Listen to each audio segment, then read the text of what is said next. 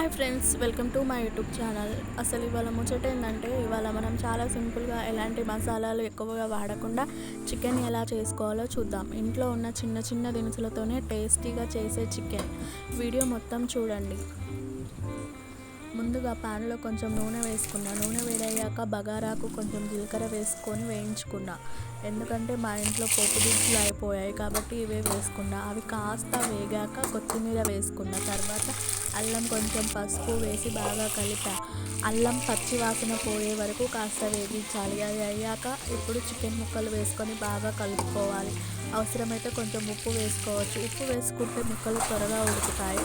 చికెన్లోనే నీళ్ళు వస్తాయి కాబట్టి ప్రత్యేకంగా నీళ్ళు ఎక్కువగా వేయాల్సిన అవసరం లేదు. ఇప్పుడు మూత పెట్టి స్లో ఫ్లేమ్ మీద ఉడికించాలి. ఈ మధ్యలో ఒకసారి కలుపుతూ ఉండాలి. కొద్దిసేపటికి చికెన్ బాగా సాఫ్ట్గా ఉడికిపోతుంది.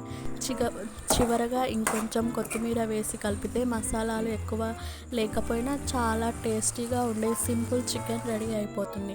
ఇలాంటి సింపుల్ కుకింగ్ వీడియోలు